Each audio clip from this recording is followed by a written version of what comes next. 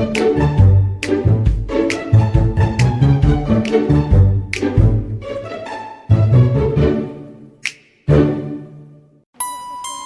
ada hal, aku balik dulu. Weh, apa jap? Hal apa?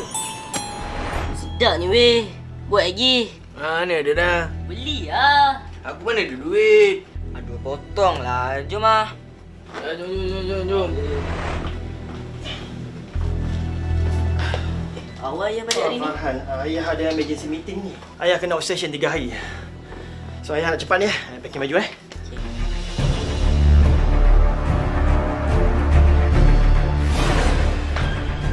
Alah, barang kau. Lawa motor. Jom pusing-pusing.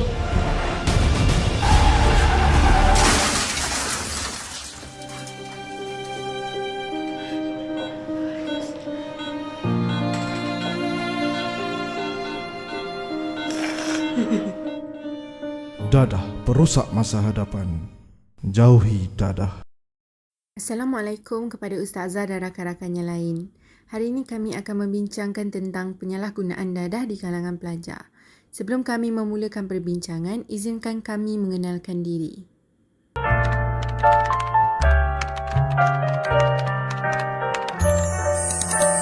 Assalamualaikum, nama saya Fatin Natasha binti Nur Anwar. Saya Nur Adawiyah binti Nur Muhammad. Saya Nura Syafiqah binti Rahmat. Nama saya Nur Eliana binti Zulkifli. Nama saya Haji Akil bin Ilmi. Sebelum kami membincangkan dengan lebih lanjut tentang artikel ini, saya akan menerangkan tentang abstrak. Tujuan penyelidikan ini adalah untuk mengkaji sikap peribadi pelajar Malaysia, pengaruh rakan sebaya mereka, masalah keluarga dan pengetahuan mengenai penyalahgunaan dadah. Kajian ini dilakukan menggunakan soal selidik yang diedarkan melalui sosial media untuk memperoleh data yang diperlukan. Sampel kajian merangkumi 54 pelajar dan masyarakat umum di Malaysia. Hasil kajian menunjukkan bahawa faktor pengaruh rakan sebaya, sikap peribadi, masalah keluarga dan pengetahuan tentang dadah berada pada tahap pertengahan dalam aktiviti penyalahgunaan dadah pelajar. Langkah-langkah yang sesuai dapat diambil untuk membendung penyalahgunaan dadah di kalangan pelajar telah dibincangkan menerusi kajian ini. Dadah adalah bahan kimia yang sangat bahaya bagi orang yang mengambilnya kerana mempunyai kesan negatif terhadap fungsi fizikal dan mental. Banyak kes yang berkaitan dengan dadah sering kali dibahas dalam berita. Ganja dan heroin sering berada di fikiran orang apabila disebut perkataan dadah. Faktanya ialah sekarang ini terdapat puluhan ribu dadah yang digunakan oleh kira-kira 200 juta orang untuk tujuan yang berbeza-beza. Walaupun begitu, jenis ubat tertentu masih dilarang kerana boleh menyebabkan ketagihan serta masalah kesihatan, sosial, ekonomi dan lain-lainnya. Oleh itu, kerajaan Malaysia telah menyenaraikan ubat-ubatan sebagai senarai penanaman, pengeluaran, pengedaran, import, ekspor, pemilikan dan penyalahgunaan ubat-ubatan terlarang dalam Akta Dadah Berbahaya tahun 1952. Sesetengah orang yang mempunyai depresi akan mengambil ganja, kokain, sabu, heroin untuk mengubati perasaan mereka. Ubat ini dipanggil ubat penyalahgunaan. Masalah penyalahgunaan dadah di Malaysia, terutama di kalangan generasi muda, adalah amat membimbangkan. Dan masalah ini adalah antara masalah yang terbesar di negara ini yang sentiasa mendapat tumpuan di kalangan ramai, termasuklah pihak berkuasa. Usaha untuk membendung masalah ini sering dilakukan dan telah melibatkan sejumlah wang yang besar untuk membasmi penyalahgunaan dadah. Namun demikian, tiada kesan positif yang ditunjukkan daripada hasil usaha ini. Oleh kerana hal ini membabitkan masa depan negara, kita haruslah terus berusaha dengan sedaya upaya untuk membendung masalah penyalahgunaan dadah ini. Kini penyalahgunaan dadah secara meluas tidak hanya dipengaruhi oleh orang dewasa, tetapi juga remaja yang masih bersekolah. Di samping itu, kewujudan pelbagai jenis ubat sintetik menjadi semakin berleluasa. Keadaan ini menjadikan remaja dan pelajar sekolah sentiasa berisiko melakukan aktiviti penyalahgunaan dadah. Ketua Pengarah Agensi Anti Dadah Kebangsaan AADK, Datuk Zulkifli Abdullah mengatakan bahawa daripada 42,409 pelajar sekolah menengah di seluruh negara yang diperiksa tahun lalu, seramai 1,275 telah diuji positif untuk pelbagai jenis dadah. Saya akan menerangkan tentang penyertaan masalah yang telah kami temui dalam hasil kajian ini. Masalah sosial yang melibatkan golongan remaja pada masa kini semakin hari semakin membimbangkan. Boleh dikatakan setiap hari berita mengenai permasalahan yang melibatkan golongan ini semakin hari semakin bertambah.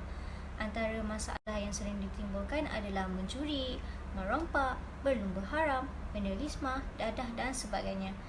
Jadi dalam penyertaan masalah yang telah kami kaji, pertama sekali ialah kadar pelibatan penyalahgunaan dadah di kalangan remaja tidak berkurang, malah makin meningkat dari semasa ke semasa. Golongan pelajar ini merupakan individu yang bakal menerajui dan bakal memainkan peranan penting dalam mencorakkan negara Malaysia pada masa hadapan.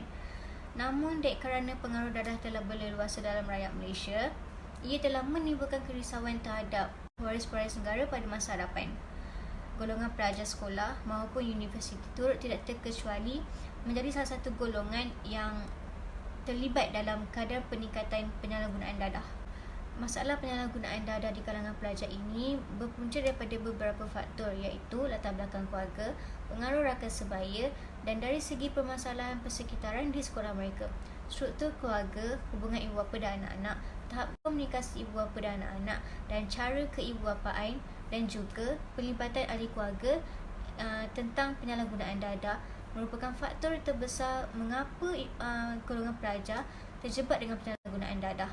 Majoriti penagih dadah adalah berasal daripada keluarga yang berpecah belah akibat dari perceraian, perpisahan atau kematian ketua keluarga. Kajian Rusia mendapati anak-anak yang kurang mendapat kasih sayang ibu bapa mempunyai potensi besar untuk melibatkan diri dalam masalah penyalahgunaan dadah ini. Seterusnya, pengaruh rakan sebaya. Rakan sebaya dianggap sebagai golongan yang mempunyai keinginan dan pendapat yang sama sesama mereka.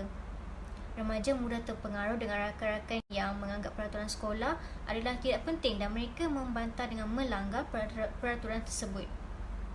Oleh itu, dalam kajian ini, penyelidik akan mengkaji tentang penyalahgunaan dadah yang berlaku di kalangan remaja. Antara kajian yang akan dilakukan ialah ciri-ciri individu yang terlibat dalam penyalahgunaan dadah, kesan penyalahgunaan dadah dalam kalangan pelajar dan cara mencegah penyalahgunaan dadah dalam kalangan pelajar. Terdapat dua objektif kajian bagi kertas kerja ini, iaitu untuk mengkaji punca penyalahgunaan dadah dalam kalangan pelajar dan untuk mengkaji berkaitan faktor penyalahgunaan dadah dengan sekolah dan perhubungan pelajar dengan rakan yang menyalahgunakan dadah. Seterusnya, saya akan menerangkan tentang kajian literatur. Kajian literatur yang pertama ialah 4.1, ciri-ciri individu yang terlibat dengan penyalahgunaan dadah. Bahagian ini akan memberi tumpuan kepada kajian-kajian lepas yang berkaitan dengan kajian yang berteraskan tema utama kajian ini, iaitu penyalahgunaan dadah dalam kalangan pelajar. Kajian-kajian lepas yang akan dilakukan adalah ciri-ciri individu yang terlibat dengan penggunaan dadah, kesan penyalahgunaan dadah dalam kalangan pelajar dan usaha-usaha yang dilakukan oleh pihak sekolah untuk mencegah penyalahgunaan dadah dalam kalangan pelajar. Yang pertama, ciri-ciri individu yang terlibat dengan penyalahgunaan dadah menurut kajian lepas oleh Yahya Buntat dan Zulhisham Rahmat. Dapatan kajian menunjukkan bahawa golongan yang lebih ramai terpengaruh dalam penyalahgunaan dadah adalah lelaki berbanding perempuan. Selain itu, kajian juga mendapati bahawa lingkungan umur penagih dadah yang ditahan di CCRC di Malaysia adalah berumur 20 hingga 39 tahun. Hal ini terang sekali membuktikan lebih ramai golongan belia yang terpengaruh dalam penyalahgunaan dadah berbanding golongan warga emas dan remaja. Di samping itu, kajian mendapati bahawa bangsa tertinggi yang menagih dadah ialah bangsa Melayu, diikuti oleh bangsa Cina dan India serta lain-lain bangsa. Hal ini membuktikan bahawa bangsa Melayu lebih terpengaruh dalam pelibatan penyalahgunaan dadah. Sementara itu, dari aspek tempat tinggal pula mendapati bahawa lebih ramai penagih dadah yang ditahan di CCRC datang dari kawasan bandar dan diikuti oleh kawasan luar bandar dan pinggir bandar. Hal ini kerana mungkin mereka yang menetap di kawasan bandar lebih mudah dan terbuka mendapat akses atau ruang untuk menyebabkan mereka untuk terpengaruh dalam najis dadah. Dari segi tahap pendidikan akademik pula, kebanyakan penagih yang ditahan di CCRC mempunyai kelulusan SPM, PMR dan sekolah rendah. Namun demikian, ada juga mereka yang berkelulusan diploma dan ijazah. Hasil dari kajian ini menunjukkan bukan mereka yang berkelulusan rendah sahaja boleh terjerumus dalam aktiviti ini, bahkan juga mereka yang berkelulusan tinggi juga boleh terpengaruh. Dalam pada itu, ramai juga yang tidak pernah bersekolah agama atau mengikuti kelas agama dari kalangan penagih, manakala sangat sedikit jumlah penagih yang datang dari pengajian tahfiz. Hal ini terang sekali membuktikan mereka yang berpendidikan agama yang bagus dapat mengelakkan diri mereka dari aktiviti yang tidak sihat seperti penyalahgunaan dadah. Seterusnya, dapatan kajian menunjukkan golongan penagih dadah adalah lebih banyak yang bekerja sendiri berbanding mereka yang bekerja di sektor swasta. Hal ini membuktikan mereka yang berpendapatan sendiri lebih cenderung dalam aktiviti menagih dadah. Hal ini kerana mereka boleh menyusun dan merancang pendapatan yang mereka perolehi serta masa yang ditetapkan oleh diri sendiri tanpa pelibatan orang lain. Yang seterusnya, 4.2, kesan penyalahgunaan dadah dalam kalangan pelajar. A. Berdampingan dengan mereka yang diketahui menagih dadah. Remaja yang bersikap kasar dan agresif kebiasaannya lebih suka menghabiskan masa mereka di luar kerana mereka rasa terperangkap ketika berada di dalam rumah. Osman Mak Johan, 2006. Dari sini bermulalah pengaruh-pengaruh negatif.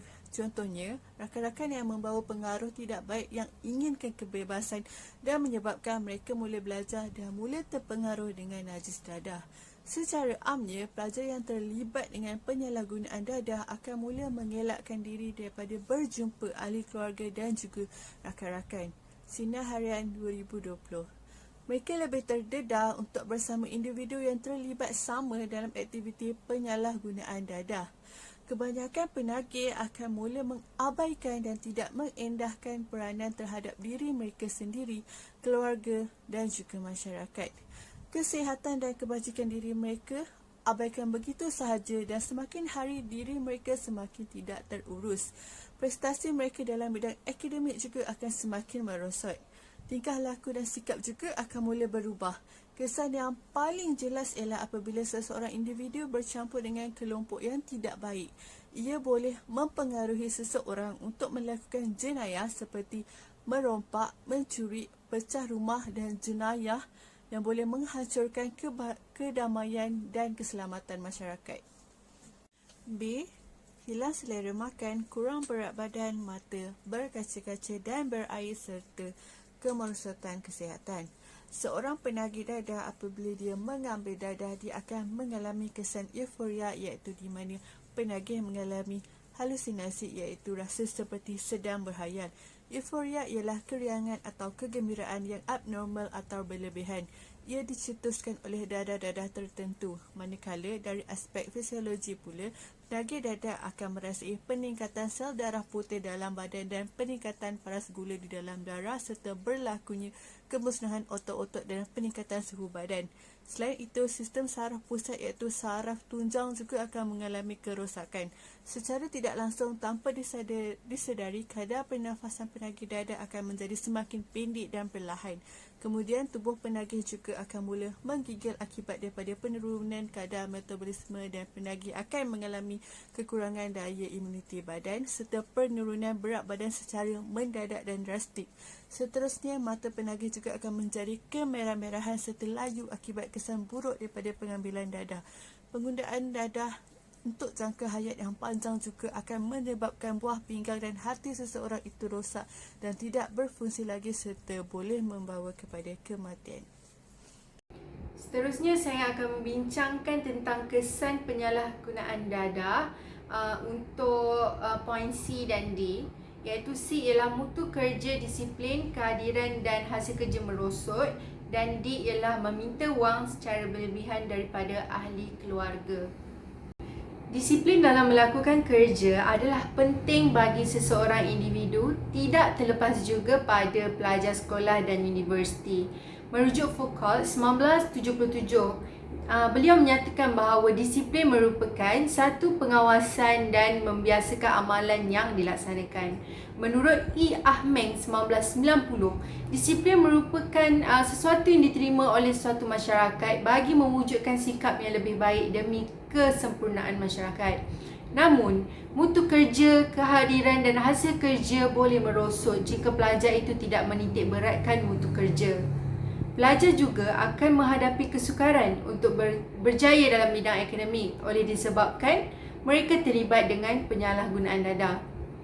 Hal ini disebabkan oleh kehadiran mereka ke sekolah yang merosot dan sering tidak hadir ke sekolah yang menyebabkan mereka ketinggalan dalam pelajaran.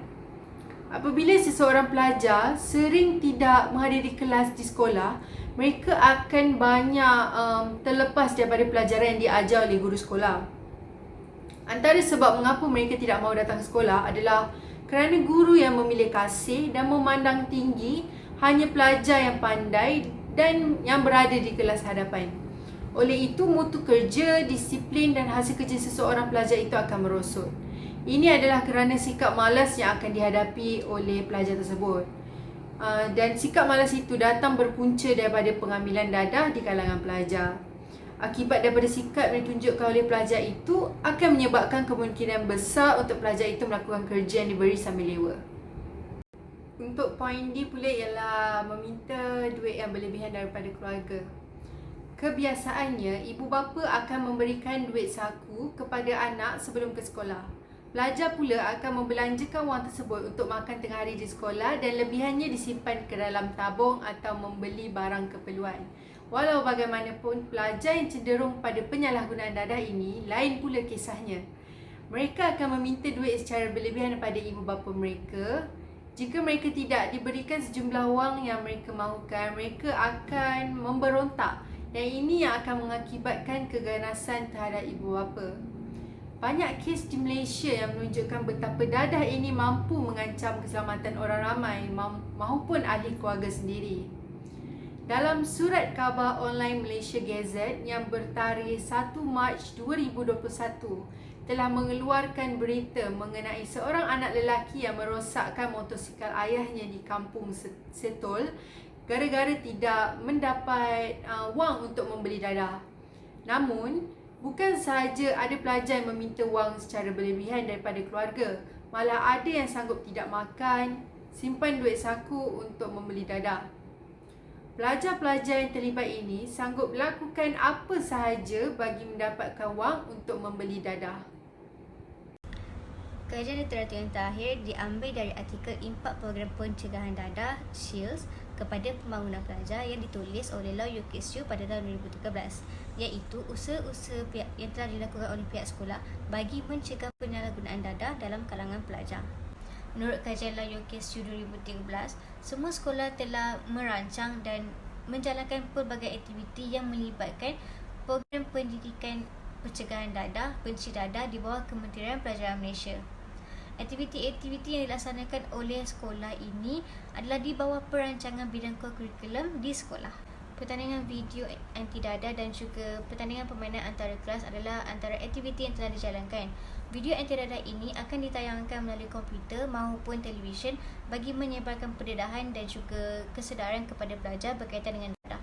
Selain itu, kelab PDA Lencana Anti Dadah juga telah ditubuhkan oleh unit kurikulum bagi membenarkan ahli-ahli melibatkan diri dalam aktiviti-aktiviti pencegahan dadah di sekolah. Tujuannya juga untuk menaikkan kepimpinan dan coping skills mereka. Perancangan dan pelaksanaan kelab program lencana anti dadah ini sama dengan kelab atau persatuan lain di sekolah. Seterusnya, pihak sekolah akan memulakan coaching klinik di sekolah dengan menjemput khas bekas pemain ataupun jurulatih hoki, bola sepak, badminton, squash atau tenis dalam peringkat negeri ataupun negara bagi menguruskan aktiviti coaching skills ini agar dapat menjadi motivasi kepada pelajar untuk turut serta, terutamanya ahli-ahli kelab, dan ia juga dapat mendorong pelajar untuk mengambil bahagian dalam aktiviti-aktiviti sukan dan permainan bagi mengisi masa lapang mereka. Selain itu, pihak sekolah juga telah mendirikan papan tanda anti dadah di tempat yang utama di persekitaran sekolah bagi memotivasikan pelajar serta masyarakat umum untuk menceburi aktiviti sihat pada masa lapang mereka. Bagi merumuskan kajian lepas ini, kami berpendapat bahawa pengetahuan tentang penyalahgunaan dadah yang disebutkan dalam kajian-kajian lepas ini haruslah diterapkan dalam diri manusia. Hal ini kerana jika masalah penyalahgunaan dadah ini tidak dapat diselesaikan dengan segera, kemajuan dan perkembangan yang kita capai selama ini tidak akan dapat dikekalkan. Sekarang kita beralih ke metodologi kajian. Dalam kajian ini, kami menggunakan reka bentuk kajian berbentuk deskriptif. Kajian berbentuk deskriptif ini menggunakan kaedah kuantitatif iaitu melalui penggunaan set soal selidik dan kemudian akan diedarkan kepada responden. Penyelidikan kuantitatif ini melibatkan angka, data-data numerikal atau statistik. Pendekatan kuantitatif dikatakan lebih berstruktur, mempunyai darjah kekabaran yang minima, makna yang jelas, bercorak linear, mempunyai penjadualan yang jelas dan menumpukan kepada hasil kajian. Kaedah yang digunakan ialah kaedah borang soal selidik. Satu borang kaji selidik telah dibuat berpandukan kepada tujuan dan matlamat kajian. Tujuan soal selidik ini dijalankan adalah untuk mengumpulkan data untuk tujuan analisis agar dapat menjawab persoalan kajian. Borang soal selidik kami diedarkan di dalam media sosial. Dalam kajian ini, soal selidik direka berdasarkan persoalan kajian yang merangkumi 4 faktor yang mempengaruhi penyalahgunaan dadah di dalam kalangan pelajar, iaitu dari sikap individu, pengaruh rakan sebaya, permasalahan keluarga dan pengetahuan terhadap dadah. Antara kelebihan kaedah soal selidik adalah mendapat banyak maklumat dalam masa yang singkat, memastikan kualiti data yang diperoleh terkawal serta data tersebut mudah diproses dengan bantuan komputer. Penjimatan kos dan dapat meningkatkan ketepatan dan kebenaran gerak balas yang diberikan oleh responden. Seterusnya adalah dapatan kajian dan perbincangan. Hasil kajian soal selidik terbagi kepada 2 bahagian, iaitu bahagian A yang merangkumi latar belakang responden dan bahagian B untuk persoalan kajian. Terdapat 54 responden yang menjawab borang soal selidik kami. Dari 54 responden, 16 orang adalah lelaki dan 38 orang adalah perempuan. Seterusnya, 1 orang berumur kurang dari 20 tahun, 49 orang berumur dalam lingkungan 21 hingga 30 tahun, 3 orang berumur dalam lingkungan 31 hingga 40 tahun dan 1 orang berumur lebih 40 tahun telah menjawab soal selidik kami. Di dalam bahagian B pula, 3.53% responden bersetuju bahawa faktor sikap peribadi seseorang individu yang mempengaruhi penyalahgunaan dadah. Penemuan ini menunjukkan bahawa sikap peribadi penting dalam membentuk individu. Sikap adalah apa yang dipelajari dan diperoleh, di mana persekitaran sosial memainkan peranan yang besar. Cara berfikir dan gaya hidup yang tidak sihat akan cenderung kepada penggunaan dadah.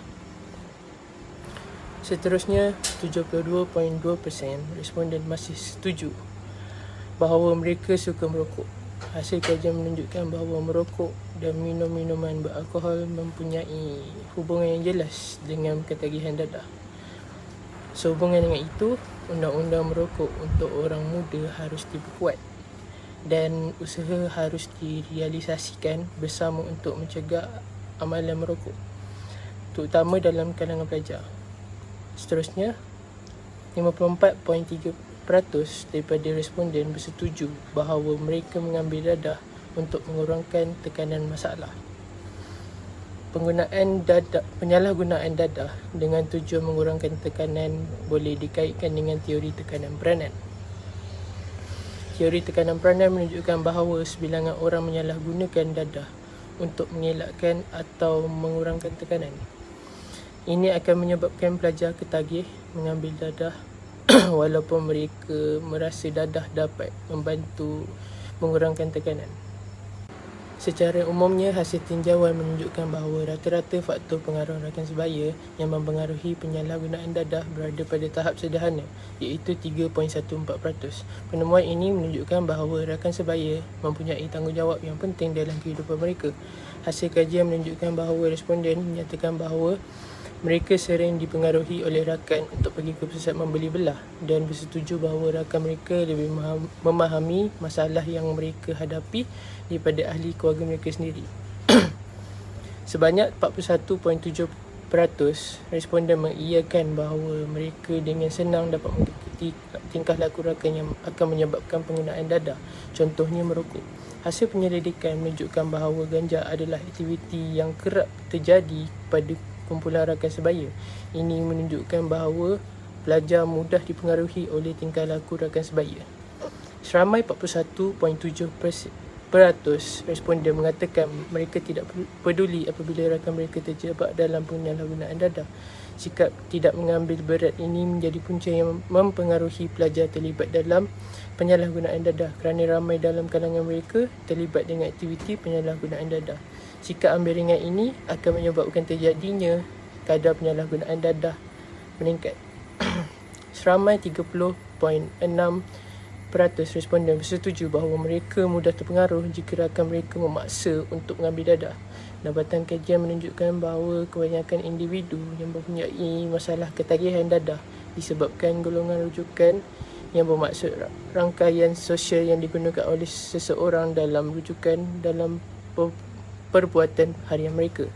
Paksaan yang mereka terima daripada rakan sebaya menjadikan mereka lemah sekaligus menyebabkan mereka turut terlibat dalam aktiviti penyalahgunaan dadah. Sebanyak 36.1% orang yang menjawab soal selidik menyatakan yang ibu bapa mereka sering bertengkar yang menjadi punca mereka terjerumus dalam penggunaan dadah. Ini adalah bukti bahawa ibu bapa tidak memberikan teladan yang baik kepada anak-anak mereka. Nilai-nilai buruk boleh menjadi faktor pelajar menjadi tertekan dan mula melakukan aktiviti tidak baik seperti penyalahgunaan dadah. Seramai 27.8% responden dari kajian ini setuju bahawa keluarga mereka sangat mementingkan kekayaan sekular sehingga mereka terjerumus dalam penyalahgunaan dadah. Ibu bapa mereka meluangkan masa untuk mencari kekayaan sehingga merupakan tanggungjawab mereka untuk mendidik anak-anak. Teori keperluan Maslow dengan jelas menunjukkan bahawa kasih sayang dan penerimaan ibu bapa, rakan dan pasangan dan masyarakat adalah penyebab utama bagi individu untuk mencapai peningkatan diri. Sebanyak 50% responden bersetuju bahawa penglibatan ahli keluarga mereka dengan aktiviti penyalahgunaan dadah juga akan menyebabkan mereka mengambil dadah.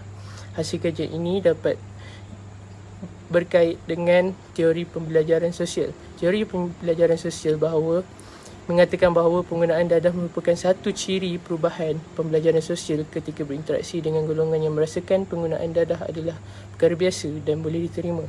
Dalam kes ini, penlibatan ahli keluarga dalam penyalahgunaan dadah akan menyebabkan kekesahan kepada remaja. Dan akhir sekali, sebanyak 50% orang yang menjawab soal selidik bersetuju bahawa mereka menerima undangan dari rakan untuk mencuba dadah dengan sangat mudah. Pelajar sekolah menengah biasanya bergaul sesama sendiri untuk mengikut minat mereka. Tahap minat peribadi seseorang bergantung kepada kekuatan daya tarikan rakan sebaya mereka.